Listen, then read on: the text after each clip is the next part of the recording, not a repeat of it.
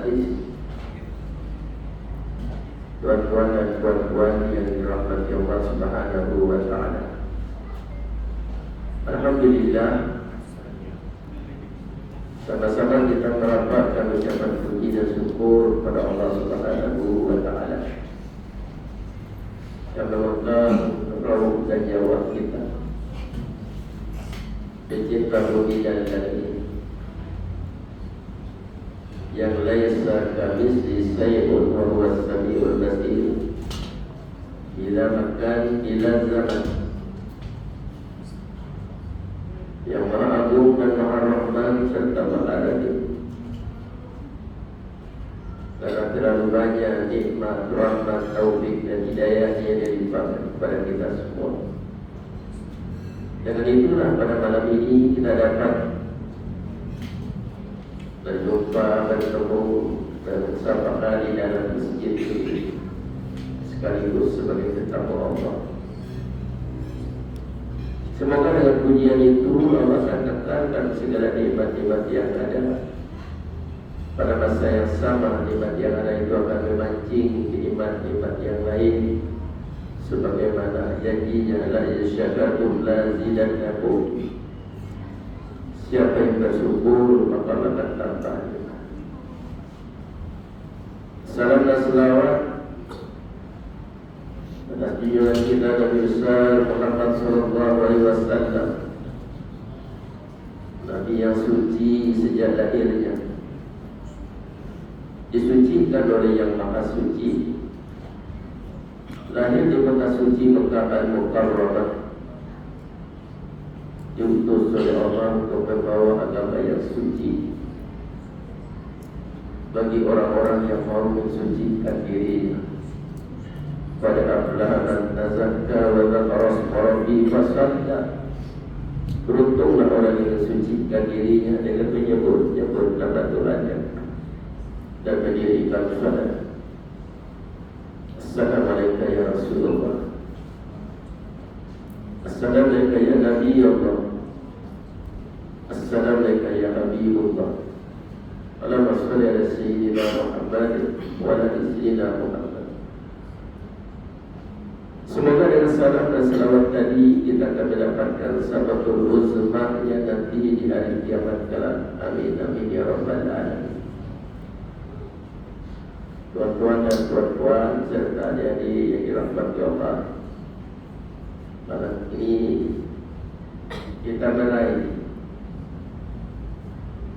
memperingati kelahiran Nabi besar Muhammad sallallahu alaihi wasallam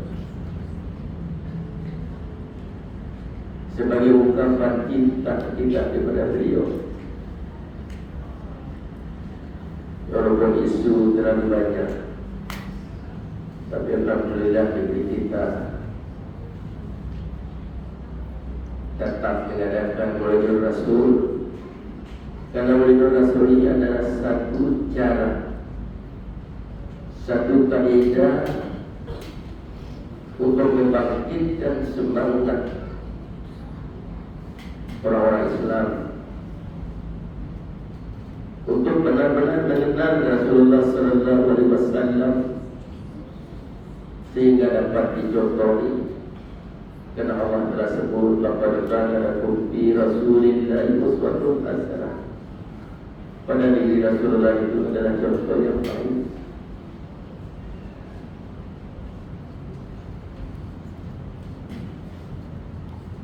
Contoh yang mesti dicontohkan oleh umatnya sebagai role model. Tetapi bagaimana kita ada mencontohi Rasulullah sallallahu alaihi wasallam kalau kita tak kenal beliau? Karena beliau lahir di tengah umat yang sangat-sangat rusak pada masa itu.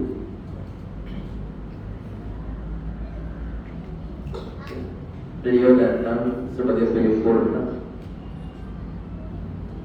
Mungkin ada di antara kita yang menganggap bila kita bercerita mengenai kelahiran Rasulullah sallallahu alaihi wasallam di Makkah, bahwa dunia pada masa itu disebut jahiliyah, dunia masih mundur. Tuan-tuan, Sebenarnya tidak. Dari Nabi Adam sebagai Nabi yang pertama, mula ada tamadun pertanian dan peternakan. Sama Nabi Idris meningkat lagi tamadun di dunia, mula pandai membaca, menjahit dan menulis. Tapi mereka dibagi satu negeri. Kalau Nabi Adam dibagi satu kaum keluarga. Begitu juga zaman Nabi Ibrahim alaihissalam. Begitu zaman Nabi Daud pula tamadun besi, logam, elektrik. Jadi dari satu Nabi kepada satu Nabi diberi negara, diberi bangsa oleh Allah, tetapi satu demi satu dihancurkan karena perbuatan daripada umatnya. Tetapi Nabi Muhammad SAW datang bukan satu negeri, bukan satu negara, tapi rahmatan lil alamin, untuk seluruh alam. Saya membawa sedikit, tentu kalau bercerita dengan sejarah Rasulullah SAW, tentu sejarah yang tak boleh diungkapkan dalam masa yang hanya 30 menit. Tapi saya ingin membawa satu anak kunci yang menjadikan orang-orang kafir Quraisy berubah daripada jahiliyah kepada Islamiyah. Apa yang merubah mereka? Ada satu kisah di dalam kitab Riyadhus Shalihin yang dikarang oleh tokoh besar daripada tabligh dari India. Hadisnya semua sahih. Satu hari Abu Jahal komplain kepada Abu Daud yang sedang sakit. Oh Muhammad menghina agama nenek moyang mereka, memecah belahkan kaum Quraisy. Maka Abu Daud kata, panggillah dia. Singkat cerita dalam kisah ini, maka dipanggillah Rasulullah SAW duduk di dekat Abu Daud. Tadi pakcik beliau berdepan dengan Abu Lahab. Wahai anak saudaraku, benar apa yang dikatakan oleh pakcik kamu ini? Maka Rasulullah jawab, benar. Aku ingin mereka mengucapkan satu kalimat. Dengan mengucapkan kalimat yang satu ini, maka dosa mereka diampunkan oleh Allah, dan orang Quraisy akan dihormati oleh orang Arab. Tiba-tiba seorang di antara mereka bercakap, jangankan satu kalimat, kami sanggup bagi kamu 10 kalimat. Maka Abu Talib kata, apa kalimat itu? Wahai anak saudaraku. Maka Rasulullah mengatakan, la ilaha illallah. Kedua kata Abu Lahab menampak Rasulullah SAW. Itulah tabat siada Abi Lahab, celakalah kedua kata Abu Lahab. Benar, orang yang kafir 20 tahun, 30 tahun, dia datang dijahit, mengucap asyhadu an la ilaha illallah wa asyhadu anna Muhammadar Rasul. Hilang semua dosa mereka. Mereka menjadi putih, menjadi bersih. Hebatnya kalimat itu. Dan kalimat inilah yang telah diterkinkan oleh Jibril di dalam dada Rasulullah SAW. Marilah kita pelajari. Dalam bercerita mengenai sejarah, maka dia menjadi satu ibarat untuk kita contoh. Di mana di hari lahirnya Rasulullah SAW mendapatkan Yahudi yang melalui ruang langit. sehingga orang-orang Yahudi dan Nasrani saling berdatangan. Karena itu tanda-tanda turun datangnya seorang yang ditunggu-tunggu oleh mereka, terdapat dalam kitab Taurat dan Zabur. Maka orang-orang Arab pun keluar. Ternyata pada masa itu lahirnya seorang nabi yang membawa cahaya, sehingga berhala-berhala yang ada di dalam Ka'bah dan di luar Ka'bah berjatuhan. Api yang disuka oleh Persi padam. Istana Kisru 14 bintang runtuh. Betapa hebatnya pada hari itu. Tanda datangnya seorang nabi dan rasul penutup menyempurnakan agama nabi-nabi yang terdahulu, membawa satu warisan yang diwariskan dititip oleh Allah sejak Nabi Adam sampai kepada Nabi Isa dan teruskan pada Nabi Muhammad. Apa warisan yang kita tahu? Rasulullah bersabda, "Abdalu ma qultu ana wan nabiyyuna min qabli la ilaha illallah." Seabdal ucapan yang ucapkan oleh Nabi-Nabi sebelum aku, la ilaha illallah. Karena itulah ucapan merupakan misi semua Nabi dan Rasul. Dan ucapan itu yang diwariskan kepada para ulama, sehingga dikatakan ada ulama warasatul anbiya. Dan para ulama lah yang menitipkan kalimat itu, menanamkan kalimat itu di dada para murid-muridnya sebagai kekuatan untuk menguatkan iman mereka. Jadi dua iman aku perbahagilah iman kamu, mantapkan iman kamu. Sahabat bertanya, kaifa nujadidu imanana ya Rasulullah? Bagaimana Nabi menguatkan iman kami ya Rasulullah? Qala kasra bi qauli la ilaha illallah. Banyak-banyak berucap la ilaha illallah. Kalimat itulah yang telah membersihkan Ka'bah daripada berhala-berhala. Karena Ka'bah disebut Baitullah, rumah Allah, bukan Allah duduk di Ka'bah.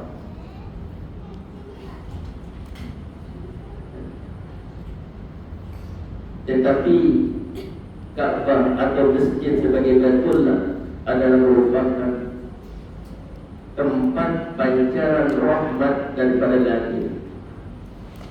Rahmat itu akan menyebar di seluruh kampung Baridah. Tuan-tuan masuk di pintu tadi. Allahumma ghfirli dhunubi wa tahli abwaab rahmati. Tak ada orang baca doa itu masuk istana yang besar. Tak ada orang baca doa itu masuk dewan. Tak ada. Tapi bila orang masuk dalam masjid, sekecil manapun masjid, itulah doa yang dibaca. Karena di sinilah tempat yang akan tersebar di seluruh penjuru bumi dan langit. Wa ma arsalnaka illa rahmatan lil alamin.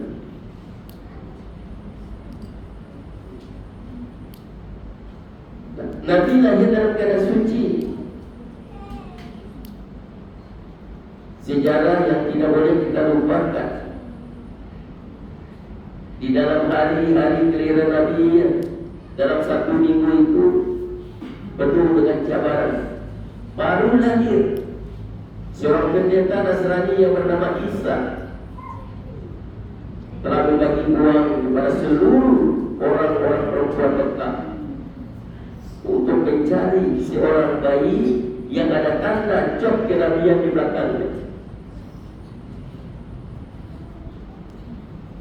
Betapa perjuangan Rasulullah, betapa Rasulullah SAW sebagai lambang dalam bukti Rasulullah uswatun hasanah, menjadi contoh bagi kita. Betapa hebat cabaran yang datang kepada beliau. Bahkan sejak lahir tapi dengan pertolongan Allah kepada kekasihnya. Seekor unta yang mau disembelih oleh suami Halimatus Sa'diyah, bila dibuka semua barang yang ada di badan, tiba-tiba dia lari.